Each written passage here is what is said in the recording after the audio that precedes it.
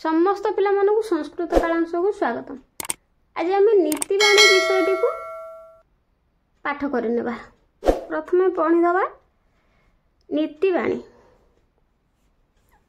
सकल प्राणीषु मानवः श्रेष्ठः तथापि समाजे सदा शांति ही न परिलक्ष्यते। तत्र कारणं तावत् मानवस्य लोभः मोहः अविवेकिता च अपि।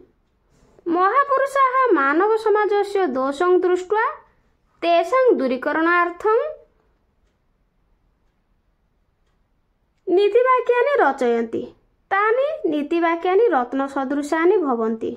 संस्कृत नीतिकारेषु चाणक्य, भर्तृहरि, मनु, व्यास, वाल्मीकि, कामोदक, पराशर, शंकर प्रभृतयः प्रसिद्धाः। तैः रचितेभ्यः नीतिरत्नेभ्यः कदाचित् अत्र संगृहीतानि। तानि अस्माकम् अज्ञान अंधकार दूरीकरणाय प्रदीपाः इव विभान्ति। सकल प्राणीषु मानवः श्रेष्ठः। समस्त प्राणी मानक मध्यरे मानव श्रेष्ठ। तथापि समाजे सदा शांति ही न परिलक्ष्यते। तथापि श्रेष्ठ होई मध्य समाजरे मनुष्य समाजरे शांति परिलक्षित हेउ नाही बा शांति देखा जाऊ नाही। तत्र कारण ताहार कारण तबा तत्र अर्थात सेठार कारण होउछि मानवस्य लोभ, मनुष्यर लोभ, मोह एवं अविवेकिता। महापुरुषाः मानव समाजस्य महापुरुष माने मानव समाजर दोषं दृष्ट्वा दोष देखि तेषां सेगुड़िक दूरीकरण अर्थम सेगुड़िक दूर करिबा को बा दूर करिबा निमित्त नीतिवाक्यानि रचयन्ति। नीतिवाक्य सब रचना करन्ति। तानि नीतिवाक्यानि रत्न सदृशानि भवन्ति। सेही नीतिवाक्य गुड़िक गोटे गोटे रत्न सदृश अटन्ति। संस्कृत नीतिकारेषु संस्कृत नीतिकार मानक मध्यरे चाणक्य, भर्तृहरि, मनु, व्यास, वाल्मीकि, कामोदक, पराशर, शंकर प्रभृति प्रसिद्ध। तैः रचितेभ्यः सेमानंक द्वारा रचित नीति रत्न मध्यरु कानिचित अर्थात केते गोटी अत्र एठारे संगृहीत करा जायछि। तानि अस्माकं सेगुड़िक आम मानकर अज्ञान अंधकार दूरीकरणाय अज्ञान अंधकार दूर करबाकू प्रदीपाः इव विभान्ति। दीप शिखा परि शोभा पान्ति। श्लोक नंबर 1। जलबिंदु निपातेन क्रमशः पूज्यते घटः सक्रमः सर्वविद्यानां धर्मस्य च धनस्य च। वर्तमान एहार शब्दार्थ एवं संधि विच्छेद गुड़िक जानी नेबा। निपातेन निपात हवा द्वारा बा पड़िबा द्वारा। क्रमशः क्रमे। घटः माठिया। पूज्यते पूर्ण हुए। च ओ क्रमः धारा। धर्मस्य धर्मर। सर्वविद्यानां समस्त विद्यार। संधि विच्छेद मध्य जानी नेबा। तथापि तथा युक्त अपि तथापि। चापि च अपि। एहार ओडिया अनुवाद को मध्य जानी नेबा। बिंदु बिंदु जल पड़िबा द्वारा क्रमे माठियाटी पूर्ण होइथाए। सेहीपरि विद्यार क्रम मनुष्य को ज्ञान रे पूर्णता आनी दिए। धर्म रे कर्म रहिबा द्वारा मनुष्य संसार रे पूर्ण कर्मयोगी बा धार्मिक होइथाए। एबे श्लोक नंबर 2 पढ़ी नेबा। उपदेशो हि मूर्खाणां प्रकोपाय न शान्तये पयोः पानं भुजगानां केवलं विषवर्धनम्। वर्तमान एहार शब्दार्थ जानी नेबा। मूर्खाणां अर्थात मूर्ख मानकर। प्रकोपाय प्रकृष्ट क्रोध निमन्ते। शान्तये शांति पाई। भुजगानां भुजंग अर्थात साप भुजगानां हेछि सर्प मानकर बा साप मानकर। पयः अर्थात दुग्ध बा क्षीर। विषवर्धन विष वृद्धिर कारक बा विष वृद्धि कारक होता है। संधि विच्छेद उपदेश ही उपदेश युक्त ही उपदेश ही। वर्तमान एहर ओडिया अनुवाद को जानि नेबा। जो माने ईश्वर को विश्वास करते नहीं सेमानंकु मूर्ख कहा जाए। सेमानंकु उपदेश प्रदान कले सेमाने शांत हेबा परिवर्ते अधिक रागी थांती।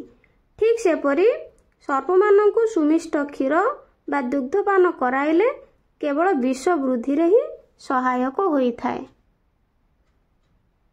श्लोक नंबर 3 नारिकेल समाकारा दृश्यन्ते अपि हि सज्जनाः अन्ये बदरिकाकारा बहिरेव मनोहराः।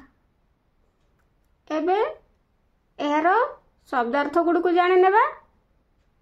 सज्जनाः अर्थात साधु लोक माने, नारिकेल समाकाराः नड़िया भଳି बा प्रकृति विशिष्ट, दृश्यन्ते देखा जाती, बदरिकाकाराः बरकोली परी, मनोहराः सुंदर, बहि बाहर को एव माने ही।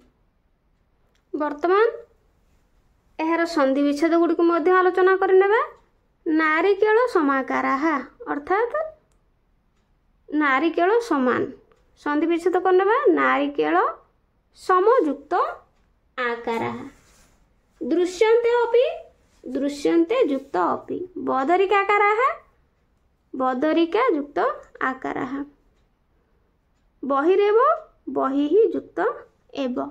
वर्तमान ओडिया अनुवाद करनेबा। साधु लोक माने नड़िया परी देखा जाती, भितरे सुमधुर जल एवं खाद्य थिले मध्य उपरे कठोर बा कर्कश होइथांती। अन्य माने बरकोली परी अटंती, ऊपर को चिकन सुंदर कथा हेले मध्य भितरे अत्यंत गुण कठोर थांती बा अन्यर सबुबेले अमंगल चिंता करिथांती।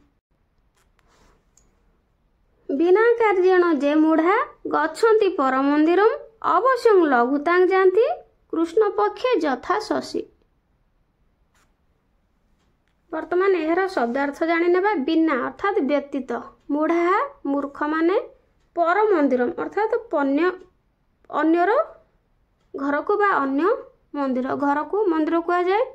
लघुतांग ओजन कमी जाए। शशि अर्थात चंद्र बा जह्न, यथा जेपरी। ओडिया अनुवाद करनेबा।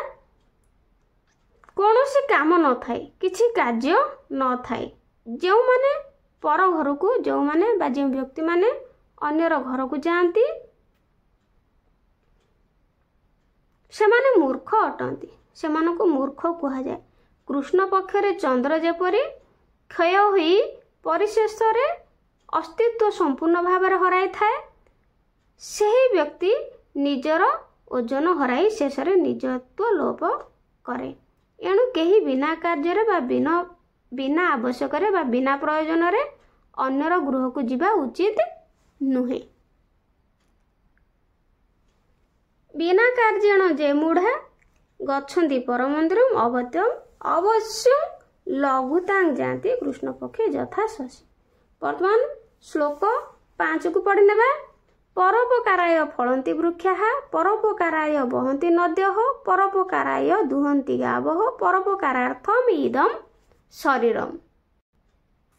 वर्तमान एहर अर्थ जानि नेबा। शब्दार्थ वृक्षाः वृक्ष गुड़िक, परोपकाराय परर बा अन्यर उपकार पाई, फलन्ति फल धारण करिथांती, नद्यः नई गुड़िक बा नदी गुड़िक, बहन्ति बही जाती बा प्रवाहित हुअन्ति, गावः गाई माने दुहन्ति दोहन कर होइथांती, इदम शरीरम अर्थात एही शरीर, परोपकारार्थम अन्यर उपकार अर्थम बा अन्यर उपकार पाई।